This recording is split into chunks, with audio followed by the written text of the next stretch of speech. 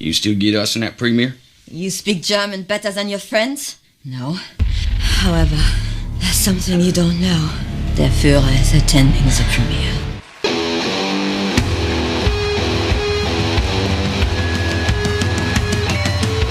From the world-famous Blackbird Studios, it's the Rave X podcast. And now, Rave X.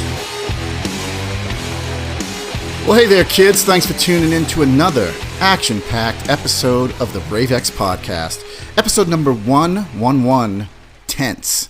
I'm your host, Carl Weathers. Well, kids, it's been a while.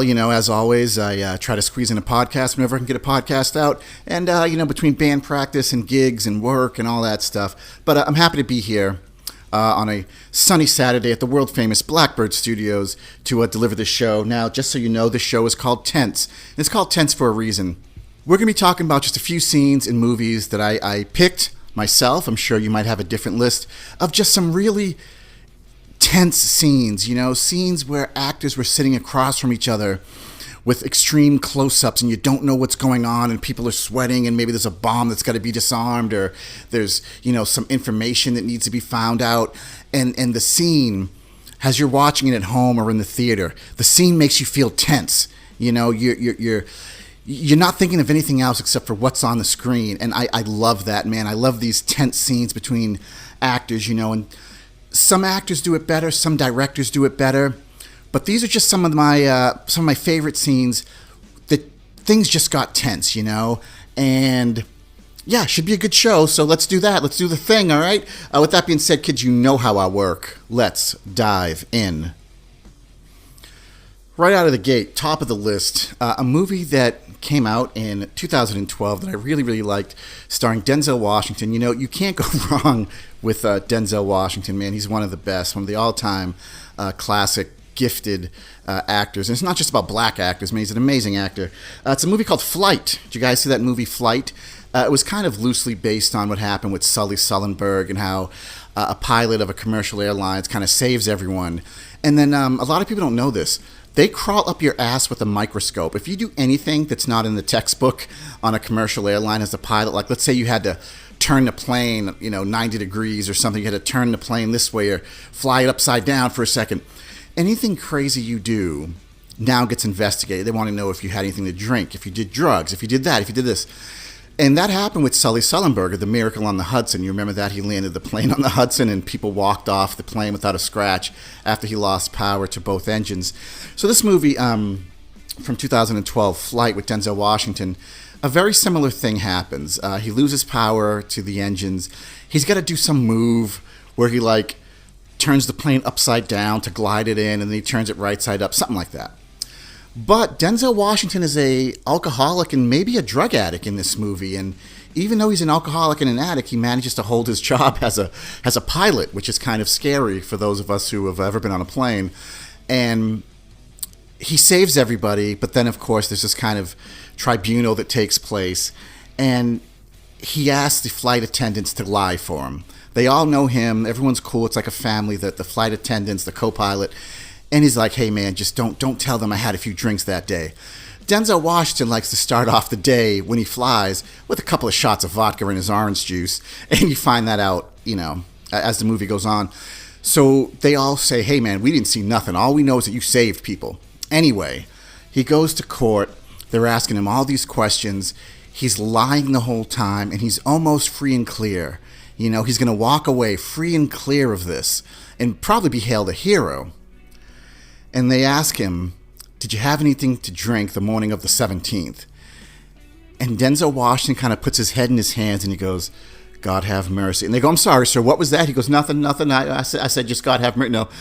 And it gets tense because you're looking at Denzel, an amazing actor, and his character is trying to decide, do I lie, one more lie, and I'm home free?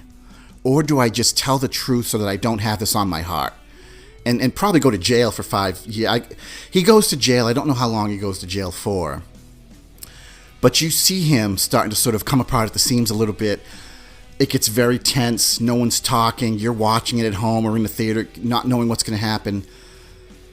And finally, Denzel Washington tells the truth. and he tells the truth that he, has a bit of a drinking and drug problem, and that yes, he did in fact have some alcohol that morning before the flight, and it's just it's such a tense scene, an intense scene. I don't know, maybe those two words are the same. I don't know. But finally, Denzel Washington comes clean and tells the truth and ends up getting like 5 years in jail. So that courtroom scene from 2012 in a movie called Flight, for me, was always just a very tense scene and a very intense scene, Wow. Can't beat Denzel Washington, kids. Moving on to number 4. So this next one, man, it takes place in my good old hometown of Boston, Massachusetts, with an actor who, it's funny, I went to the same high school as he did, and I went to high school with his brother. I graduated the same year as Casey Affleck. Of course, his big brother Batman, Ben Affleck, graduated a couple of years before I did. But yeah, me and his brother Casey Affleck were in drama classes together and stuff. And, people always ask, oh, what was he like? Casey was Casey. We didn't really run in the same crowds, but I saw him around Cambridge and Gillette in school. But anyway, from 2010, a movie called The Town, which is just a great movie, I love movies that take place in Boston because you get to see the sights and all that stuff. And it's always interesting when they say, this movie takes place in Boston, but you'll realize if you're from here that some of these scenes were in Arlington and some of these scenes were in Cambridge, and they put it all together to make you think it's all in Boston. But the movie The Town is a great movie with Ben Affleck and Jeremy Renner, who you might know as Hawkeye from the Marvel movies. There's one scene where they all dress up and they've got their guns and they rob the bank and they're in the van, and the plan is to switch from a van to another car or something like that. And they pull up across the street from a construction site, and they open the door to jump to the other car or something, and they look, and there's a police officer sitting in his cruiser just reading the paper. Good old Boston cop, probably an Irish Boston cop, and he's sitting there doing a detail at the construction site, and he looks over. I think you might even hear on the radio, be on a lookout, they just robbed a bank, they're wearing masks, they've got guns, they're in a black van. And the police officer's got his coffee and his newspaper, and he looks over right as they open the door, and the bank robbers, Ben Affleck, Jeremy Renner, the whole crew, they look over at the cop sitting in his car. And you want to talk about tense. The cop looks at them, they look at the cop, and for about 5 seconds, anything could happen. The cop could get out the car, pull his gun, and say, freeze! The bank robbers could draw their guns on the cop, 5 of them. The cop's not going to live. He's probably got 5 more years before he retires. He's probably got a wife, couple of kids at home. And he very slowly turns to his left and he looks at the van full of bank robbers. And the van with the bank robbers in it turns and looks at him. And no one wants to make the first move. They're all thinking the same thing. We want to go home. The cop very slowly turns back to looking at his newspaper and pretends that he doesn't see the bank robbers, man. Wow, it's such a tense scene from 2010, The Town. And that is one of these things, man, where if you're from Boston and you've heard about Boston corruption and corrupt cops and stuff like that, you realize that it's not always as black and white as, these cops are corrupt. That cop had a family, man. That's the way I looked at it. He wanted to go home at the end of the night, And he's got 5 bank robbers with submachine guns and automatic weapons and all that stuff. And he's like, yeah, I'm just going to pretend I didn't see that and look down and read my paper. And you know what? Go home, see my wife, and kiss my kid goodnight when I tuck them in. Anyway, The Town, that scene, I know you guys have seen it, for me was one of the all-time most tense and intense scenes. Wow. Let's see here. What else do we got?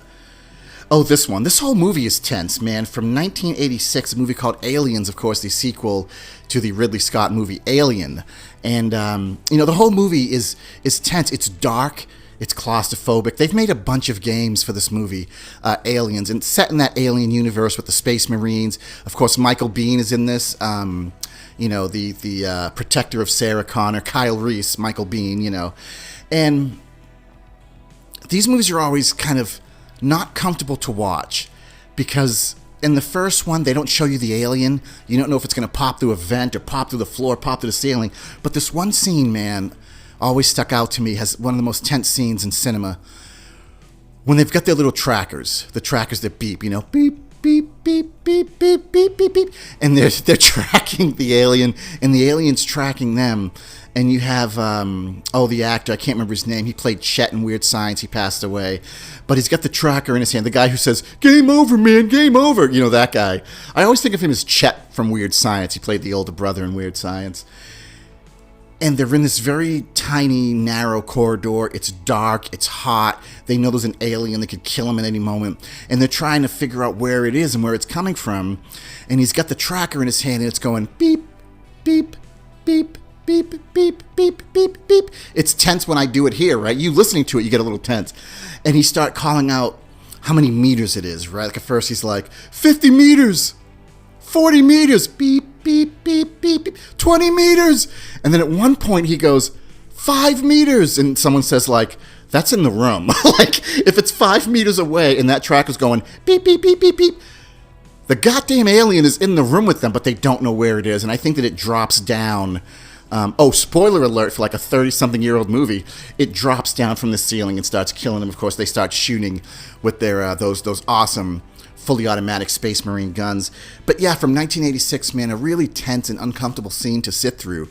When they're tracking the aliens, man, and they realize that the alien has got to be within 5 meters of them. Wow. Moving on. You want to talk about a tense scene? I got a tense scene for you, man. From 1987, a movie called The Untouchables. This movie had so many great people in there. You know, you get Kevin Costner, Sean Connery, the great Robert De Niro has Al Capone. And there's a scene where Al Capone is at the barber shop. He's getting a shave and a haircut. You guys know the scene, right? And it's really funny because all these people are around him. You know, the news, the media, they're writing down everything he says because he's Al Capone. And Al Capone is sort of, he's holding court. You know, he's laid back in the chair and the barber's putting the shaving cream on his face, and Al Capone's talking about this and that. Hey, Al Capone. And, the news people are there. They're writing down everything he says. The barber, kind of an older guy, goes to shave Al Capone's face, and he cuts him. And you guys, I hope you've seen this scene in the movie The Untouchables, a classic movie. And he cuts Al Capone's face, and Al Capone kind of jumps, and he touches his face, and he sees the blood on the razor. And the barber damn near craps his pants because he just cut the face of one of the most notorious crime bosses of all time. And it's really funny because you don't know if Al Capone is just going to get up and shoot this guy or put a hit out on him. But Al Capone can't do that because the media's there and everyone's watching him. And you kind of get the feeling that if it was just Capone and the barber, he would have got up, took the razor out of the barber's hand and cut his throat with it or something because he was that vicious of a man. But he touches his face, he sees the blood, the barber's like, "Oh my God, I'm so sorry, Mr. Capone." And for about 5 seconds, man, there's this really tense scene where no one knows what's going to happen. The media's there, the press is just staring. The barber is shaking in his boots. Capone doesn't know what he's going to do. And finally, he just looks around and he cracks a little smile and he goes, "It's okay, it's okay, it's okay, it's okay." And everyone, including you if you're watching it at home, you can breathe, right? Because at first you're kind of holding your breath like, what's going to happen? And then he says, it's okay. And you can kind of breathe a little bit. It's how I always took it. But yeah, one of the most tense scenes, man, from The Untouchables. See The Untouchables, man. It's such a great movie. The scene down the steps with the baby in the shopping cart, that's a great scene. From 1987, Al Capone gets cut while getting a shave and decides, hey, you know what? It's okay. Rave X Podcast, episode 111. Intense, or tense, whatever you want to call it, I don't care. Number 1. Now, I always get crap for this, guys. I tell you, all of these things can be interchangeable. You got to put them on a list in some type of order to count them down. A movie I saw recently, I've seen it a few times, and this is one of my all-time favorite movies. Quentin Tarantino is one of my all-time favorite directors, with the exception of, I'm going to say, Jackie Brown. Every single one of his movies is a hit. Reservoir Dogs, of course, Pulp Fiction. The Hateful Eight is an amazing movie. A little too long, but it's an amazing movie. I just saw Once Upon a Time in Hollywood, and it was kind of boring, but it was still an amazing movie because Tarantino did it. We're talking about Inglourious Bastards, man, from 2009. You guys remember the scene in the very beginning of the movie at a farmhouse, and you have the farmer there, and he's got his 3 daughters, And then Christoph Waltz is the actor who plays the Nazi, the Kommissar or whatever, the Nazi head of the army, whatever. And he walks in. And now, if you're like me, I'm sure we all feel the same way. If I see anything Nazi, it's just unsettling, right? Like, even in a movie, in a video game, when you see that insignia that they use, I don't want to say it because YouTube might censor me if I even say that word. The sign that the Nazis use around their arm, on their hat, the shiny leather boots, the uniform, that's German accent. The whole thing is unsettling, guys. It's tense, right? So you don't need much to make a scene more tense when you're involving a Nazi. That scene in the beginning of the movie, Inglourious Basterds, the farmhouse, when Christoph Waltz walks in and he sits down across from the guy who owns the farm. This actor's name, I actually looked him up. It says Denis Menochet, but since he's French, it's probably Denis Menotroit or something like that. He's actually a famous French actor and director in his own right. He's done some good movies. The look on his face, he looks sick to his stomach, guys, and you know the scene I'm talking about. If you're watching it on YouTube, I'll put a picture up of the whole thing. When Christoph Waltz walks in, and he's being very pleasant, which makes it even more scary to have this German Nazi soldier come in and be almost cheerful and pleasant and light up a pipe and greet him and shake his hand and compliment his daughters and hold her hand and say, "Excuse me, could you get me some of that delicious milk?" And they go and they get him some milk, And Tarantino does this thing where they go between speaking French, German, the subtitles change between French and German. Like at one point he says merci, and it says thank you, but then again he'll say merci, and it just says merci. Tarantino does this to kind of make it more tense than it already is. And he pretty much just says to him, "I know you're hiding Jews here. And I want to know where you're hiding these Jews." And you see the farm owner, Denis, just look so sick to his stomach, man, because it's either he dies and his 3 daughters die, or he gives up where the Jews are that he's hiding, and maybe his family gets left alone. And I can't even imagine being in that situation, man. But, self-preservation. What are you going to do? He can't win. There's like 5 or 6 other Nazi soldiers outside the door with MP40 submachine guns. You can't win this one. It's an unwinnable situation that Tarantino has crafted in the beginning of this classic movie, Inglourious Basterds. And, of course, Denis nods to Christoph Waltz and says, "Yeah, I'm hiding Jews." And Christoph Waltz says, "Well, if you were hiding Jews, would they be over there? Would they be over here? Would they be under the floorboards? Just look. Look to where the Jews are." And you see Denis look down at the floor, man. And it breaks your heart, but what are you going to do, And Christoph Waltz is like, "Okay, cool. You can live. Your 3 young daughters can live." And he calls for his soldiers, and they come in, and he points down at the floorboards, and these Nazi soldiers just open fire.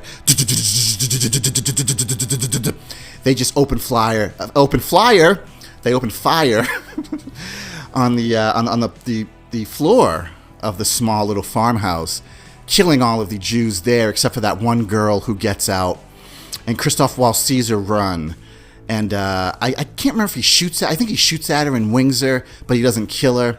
And his thing is, letting her run and get away is almost like, she's vermin. She's like a rat. And you killed most of the rats. One of them got away, so what? He kind of lets her away. And lets her get away. And of course, it becomes the downfall. Because at the end, when they lock all the Nazis in the theater, set the place on fire, it's her face that comes up in the flames and the smoke on the screen. But just an amazing movie, an amazingly tense and intense scene by Christoph Waltz and Denis Menochet. Inglourious Basterds, man, when he's trying to find out where he hid these Jewish families. And that breaks your heart, but just Tarantino puts on an absolute masterclass of cinema in this movie. And if you haven't seen it, go see it. Wow! Rave X Podcast, episode 111, intense. This was an intense episode, I think, right? Absolutely amazing, guys. Thanks for tuning in. And let's just take care of a little business here. I check the ratings. The ratings constantly go up a little bit. Sometimes they dip, but then they go up. Thank you so much, man. We've got 123, 124 subscribers. We've got like 40,000, 50,000 views. And people really like the show, man. And, allow me to break character for a minute. I like doing the show, and thank you so much. You keep tuning in, and, you can always download the show and take it with you for a walk or a hike or a jog. ravexmusic.bandcamp.com. That's right, kiddies. ravexmusic.bandcamp.com. And on YouTube, man, Facebook. Facebook.com/Rave X Music. I'm all over the place, man. Hit me up in the comments section and share the show with a friend.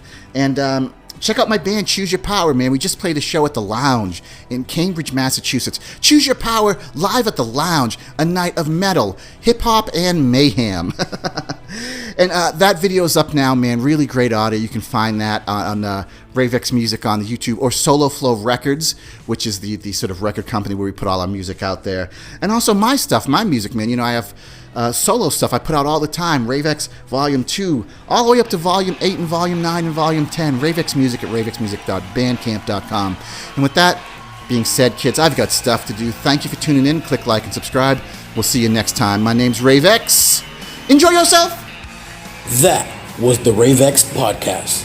Be sure to click like and subscribe. For podcasts, new music, and all things Rave X, go to youtube.com and search Rave X Music.